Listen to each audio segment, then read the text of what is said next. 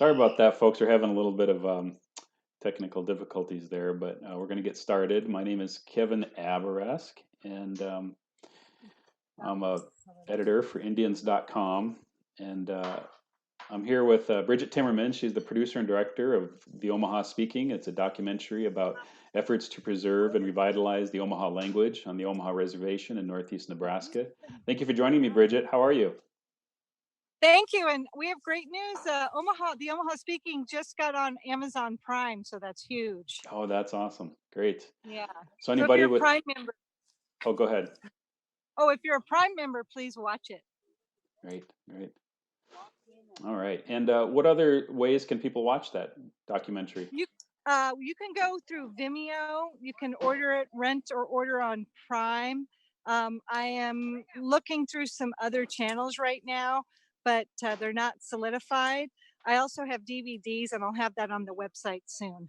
Great. Tell us about what you're doing today. Well, this is the oldest speaker of the tribe. Winona Ceremony passed away in June, and this is her daughter Lonnie. Say hi, Lonnie. Hi. Hello. And this is the property. This is actually where Winona passed away, on this property, and we just thought it'd be a great tribute to her. And um, Lonnie also lost her husband a year ago, so we thought, well, maybe we should just plant this garden with native seeds.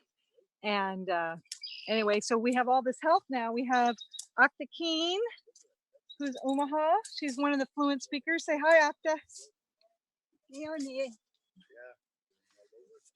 This is Brenda. She's Seneca. Her daughter Tara. She's Seneca. And we have some people from. Are you a Snobby? He's Dakota. Dakota. Okay, we have a couple Dakotas. We have Rudy, Dr. Rudy Mitchell, and Josh, who's also Omaha. And so look at everyone's working. We were pulling weeds. We're gonna get this hoed up, and we're gonna all be planting soon. The Four Sisters. Great. Which is corn, squash, sunflower, and beans. Great. And Bridget, you had mentioned yesterday when we talked that there's some urgency to this. Can you talk about that? Well, yes, I actually spoke with one of the councilmen, a few days ago, and they are, they want to be proactive in their efforts for coronavirus, because there are 2 cases in Winnebago. So as of Monday, they may put roadblocks up to protect their community. We're real careful today. We never went into town. We're keeping 6 feet away from each other. We were going to have masks, but it's just hard when you're pulling. But everyone's being really careful. So, but we wanted to get this planted today before they put roadblocks up for COVID. Sure. And as far as the planting season, when is kind of your last opportunity to plant the corn? What's your window like in that sense? Well, usually it's in May. I believe it's the first full moon in May. I was asking Akta, but because of the situation with the roadblock situation, we did it early. So we just didn't want to wait a week, and then they decide to put roadblocks up. So we had to do it today. We think today's the last day we could do it. That's why we're out here doing this. Sure. Hey, Bridget, your finger's covering up part of the camera there. Oh, if you don't mind just adjusting sorry. it. No problem. No problem. Okay. So tell us about the weather and what it feels like out there. Oh my gosh, it's beautiful. It's like I'd say 65, 70. Absolutely no humidity, no bugs. And look how hard these elders are working. I was actually working too. I'm not being lazy. But look at Akta. Akta's 78. Look at her. Akta, be careful. Hold on. Here, I'll grab it. I got it. But we're pulling these. Woo, sorry. We're pulling these weeds out. I actually just wanted me and Tara to do it. Then all of a sudden the elders start coming. And we're like, no, Tara and I will get it. And then everyone's like enjoying themselves, and they're all commenting how nice it is to do this and how good it feels. and we're all having a really wonderful time, and a time that's really uncertain. It's just great to get out here and do this. Great. Talk about the importance of the Four Sisters to the Omaha people. Um, I I do know about the Four Sisters, but I think it's best if Akta talks about it because she's an elder. Sure. Akta, do you want to talk about the Four Sisters? She's she's a Lonnie.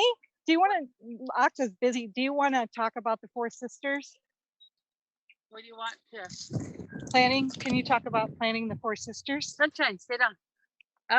Well, starting doing the three sisters.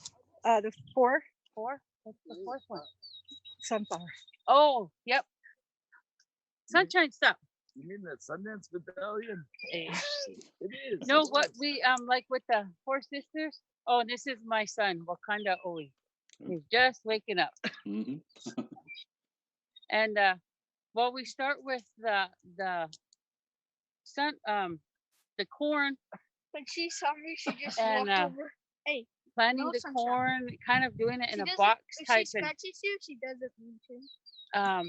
then we build a mound for start the corn first, so it kind of starts to grow, and then we do the beans that will start to grow up the corn, and then also adding the squash, which kind of they work together. The corn provides a way for the beans to grow up, and then the squash provides the cover for the beans, so that they kind of work together, and they manage to one doesn't get overly too much sun. So it's just a thing. And then with the sunflowers, kind of the same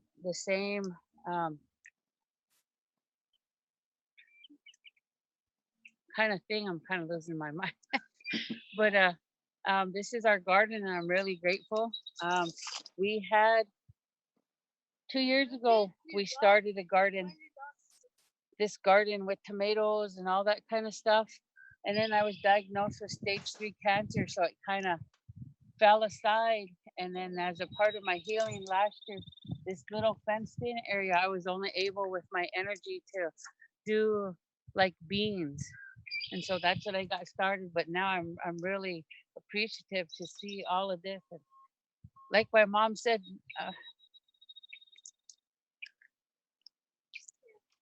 making memories. So when we look at this garden, we'll remember all these faces that were here. And one of these days when we're not, we'll still be able to remember that and say, look, Uncle was here, Auntie was here, Brenda, her daughter, we worked together. This is like a multi-generational, my aunt, uncle, and then there's myself and my son Josh and my younger son and Brenda and her daughter. So it's putting our work and stuff back into the land and making that connection, with all the stuff that's going on in the world today.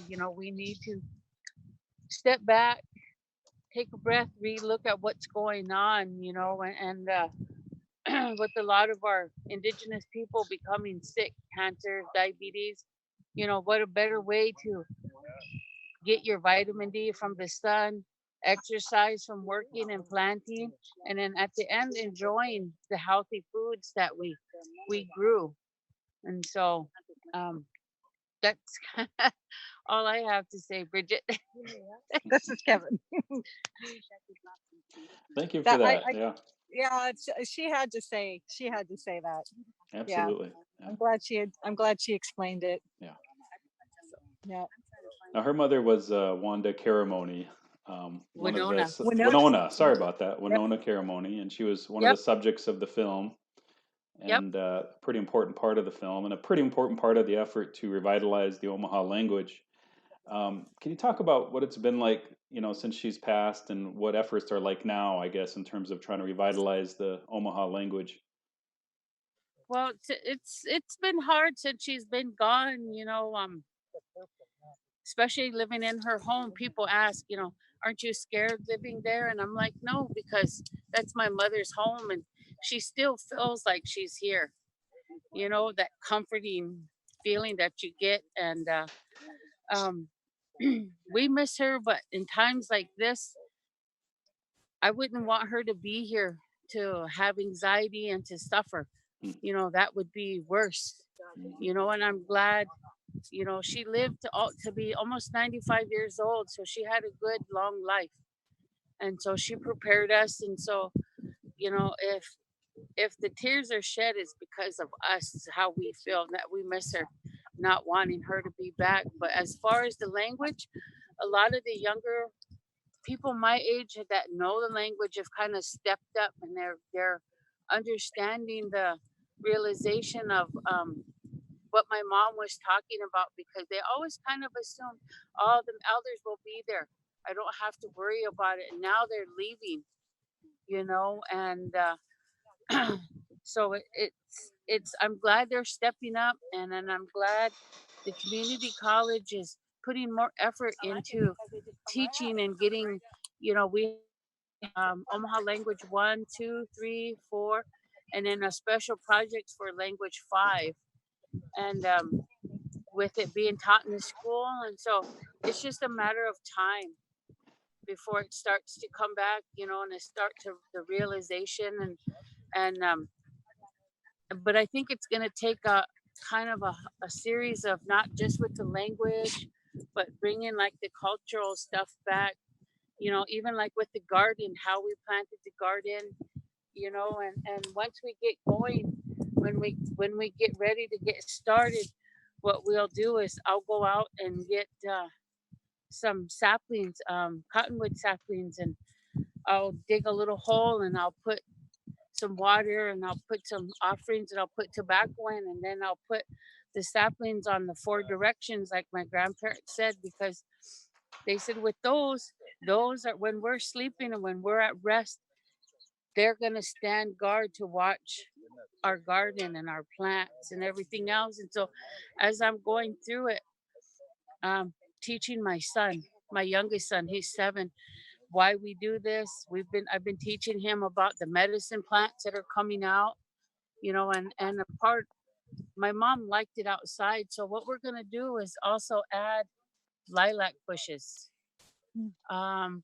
Then we have plum trees that are starting to blossom, but I'm also bringing choke cherry bushes, elderberry bushes, and then I'm gonna plant some sweetgrass. So a lot of that stuff, and then some flat cedar trees. And she always liked to be outside where it was fragrant and all that kind of stuff. And so as I'm doing this, teaching my oldest son about,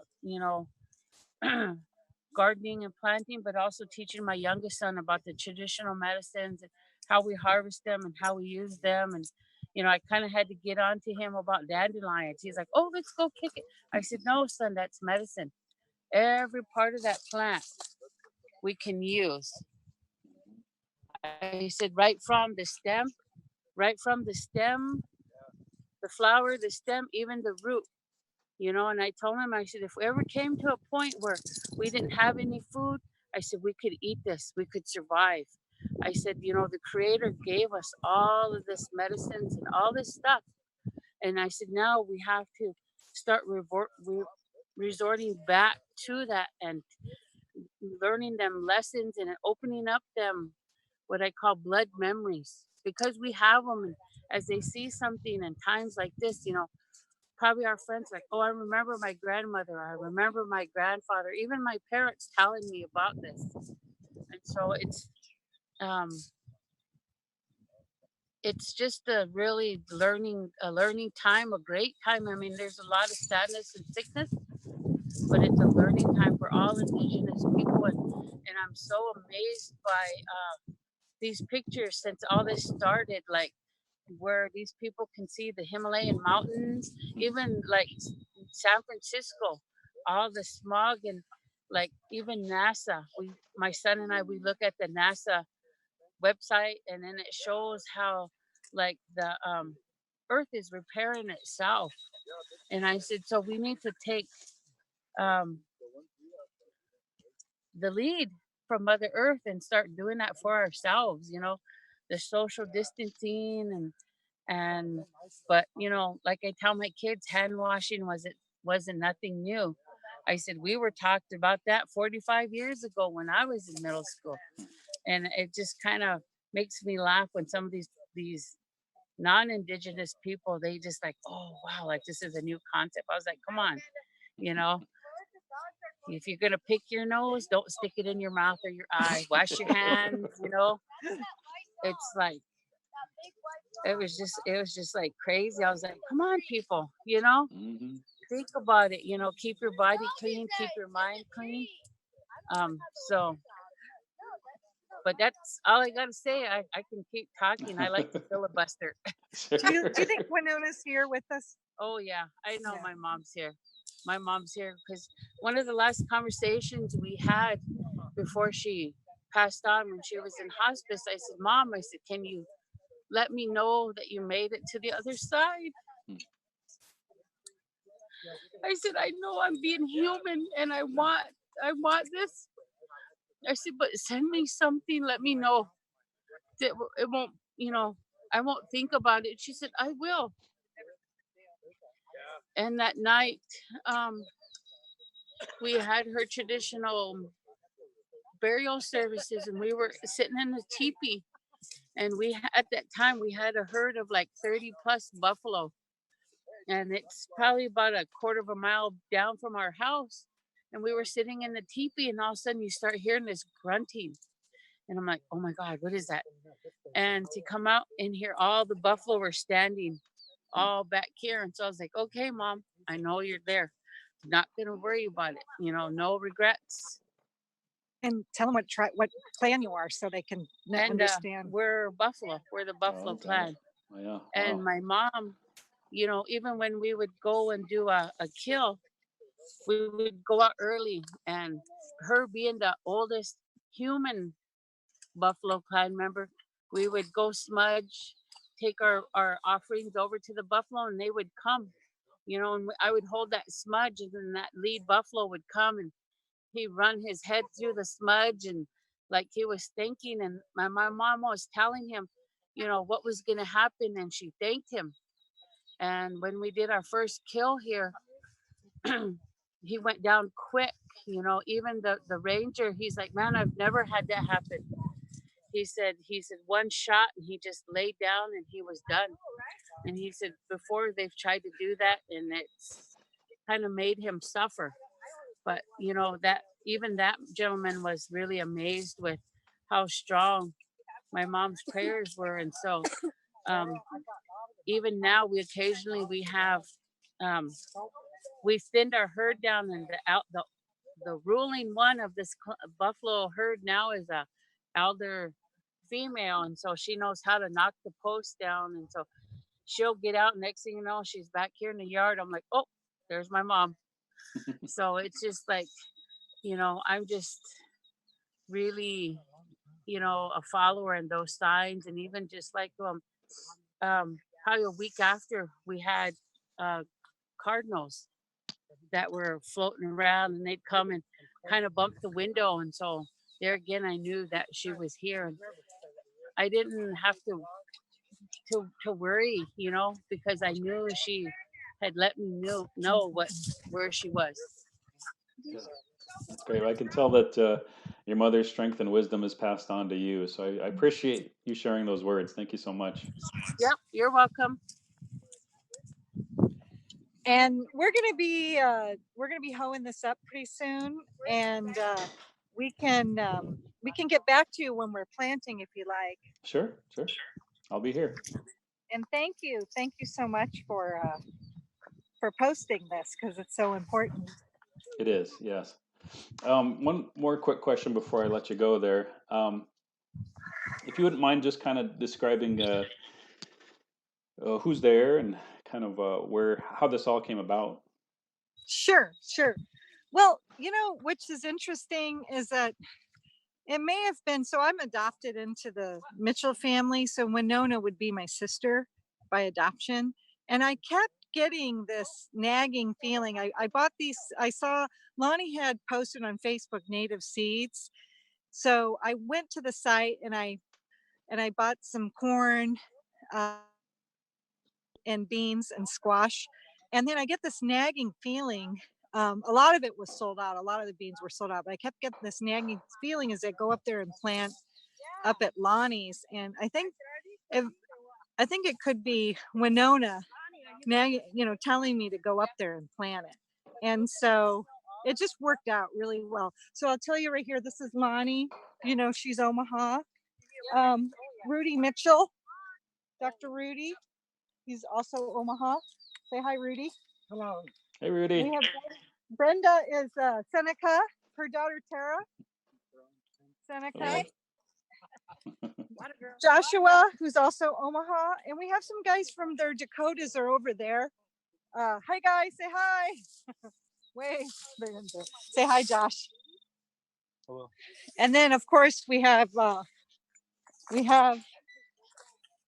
Acta. Honey, there's a chair right back there, right back of the pickup. And that's our little helper, Wakanda, 7 years old. And we have our dogs. And yeah, it's just beautiful out here. It's like it feels very right to do this today. Great. It feels. Well, thank you for sharing that with us, Brigitte. And yeah, if you'd like, we can certainly log back on once you start planting. I'd like to show people some video of that. Oh, of course, of course. Great. Yeah, we Okay. will definitely. We have a hoe too. You have a hoe? We're gonna do both. Thanks, Kevin. We'll be back. All right, sounds good. Thank you. Say goodbye, Wakanda. Bye. Bye. All right, thank you. All right. And you got a shovel and a rake.